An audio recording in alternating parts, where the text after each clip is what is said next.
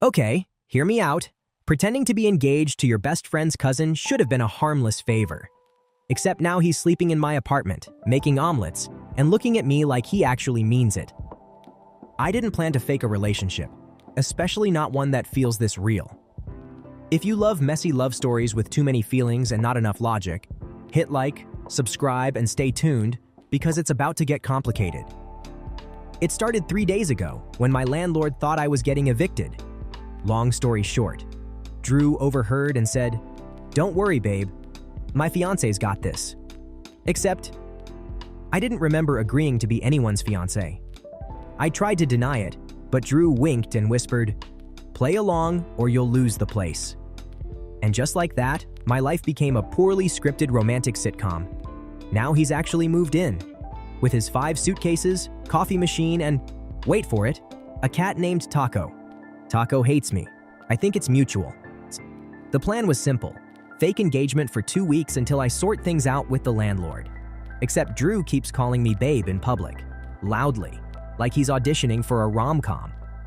Today, we hit a new low, or high. I'm not sure. My neighbor congratulated us and asked when the wedding was. Drew didn't even blink. He just said, "Spring." If this were a movie, I'd be the stressed protagonist and Drew would be the chaotic love interest with a smile that says, "Trouble incoming." He keeps invading my space, stealing my hoodies, using my mugs, and leaving post-it notes that say things like, "You look less grumpy today."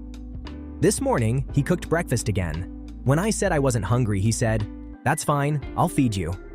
And I actually choked on my coffee.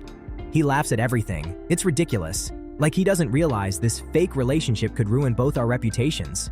Then again, maybe he doesn't care. Or maybe he's just better at pretending. That night, I caught him humming in the kitchen, some old love song. He didn't notice me watching.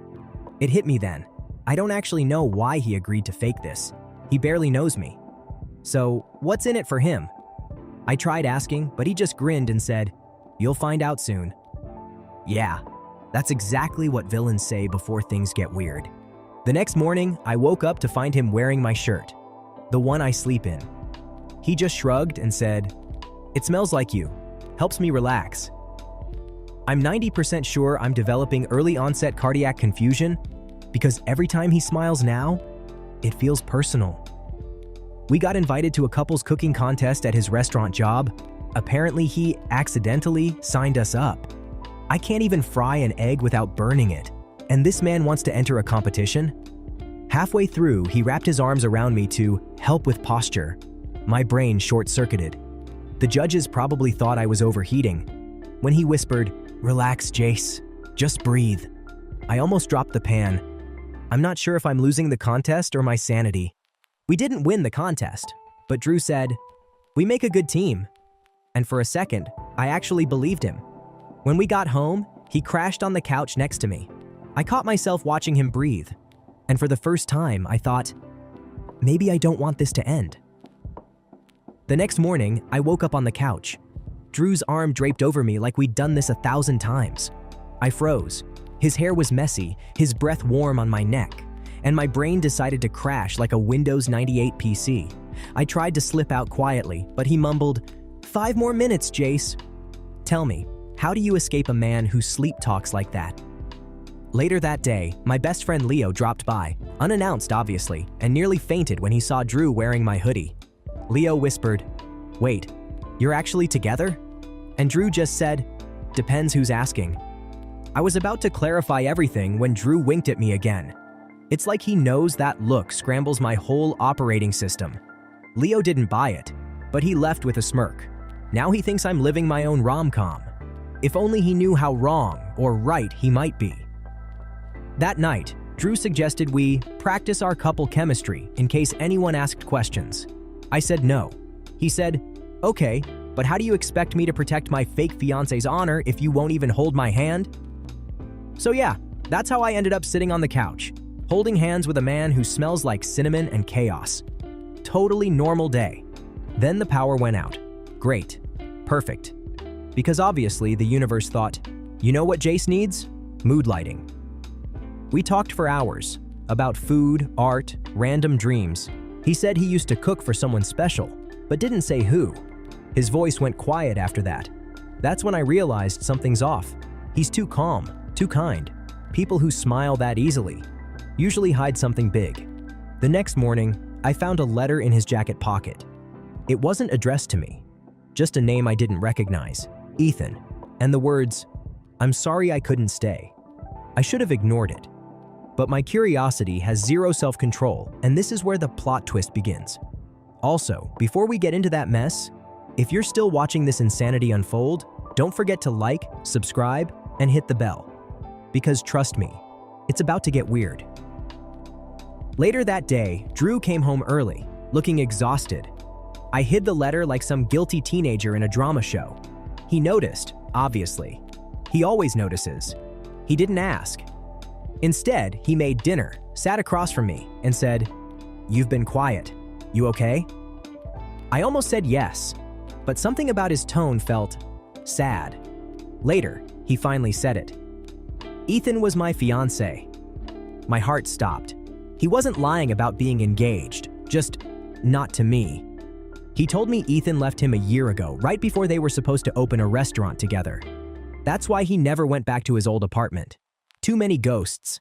And now I'm the idiot who thought this was all a prank. Turns out, I'm living in the aftermath of someone else's heartbreak. That night, I couldn't sleep. Every sound, his breathing, the rustle of sheets, felt louder. And I realized something terrifying. I didn't just feel sorry for him. I wanted to be the reason he smiled again. The next morning, I made breakfast for once. When he stumbled out and saw it, he froze. "Is this an apology or a confession?" he asked. I said, "Maybe both." He laughed. Not that fake, polite kind. A real warm laugh that hit me like sunlight after weeks of rain.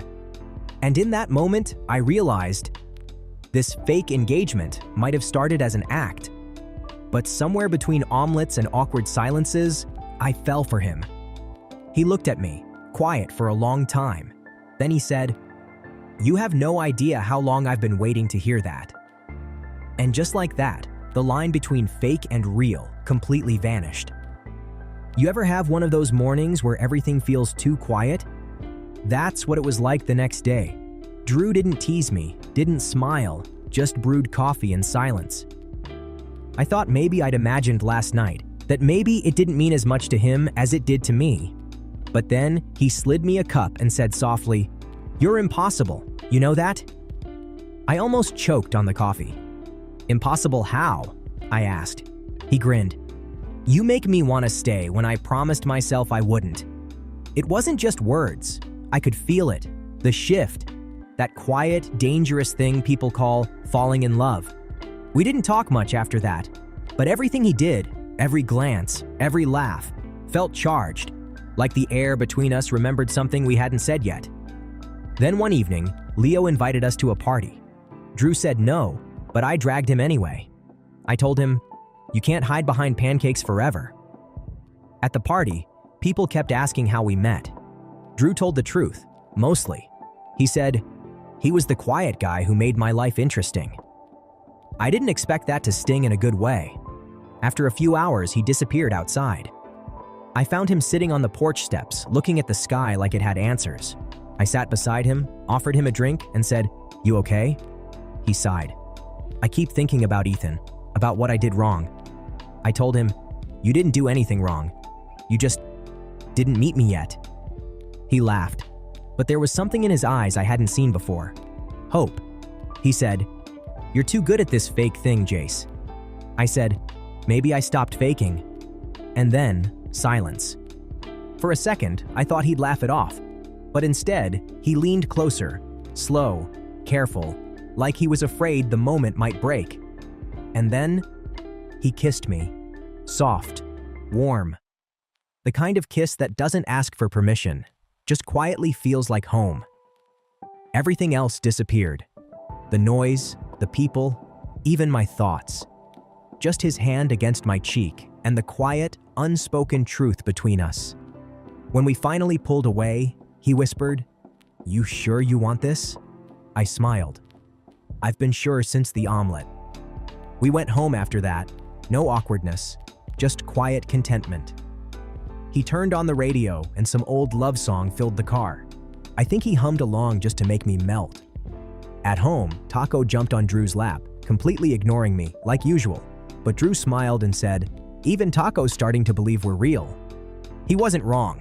Somewhere along the line, pretending stopped. We became a story that accidentally wrote itself. A few days later, I told the landlord the truth, that we weren't really engaged. He just smiled and said, "Yeah, I figured. But you two look happier than most married couples I know." Drew asked me later, "So what now? No fake story? No pretending?" I said, "Then let's try the real thing." We didn't need a script or excuses anymore. Just morning coffee, bad jokes, and him humming that same love song while flipping pancakes. I realized that love isn't always fireworks. Sometimes it's someone remembering how you take your coffee, or making you breakfast when you forget to eat. He looked at me one morning and said, "You know, you never had to fake being my fiancé. You already were everything I wanted." And for once, I didn't deflect. I just kissed him back. So yeah, turns out, pretending can lead you right where you were supposed to be all along. If you made it this far, thanks for watching our little disaster-turned-love story. Don't forget to like, subscribe, and share, because you never know who needs a reminder that even fake love can turn real.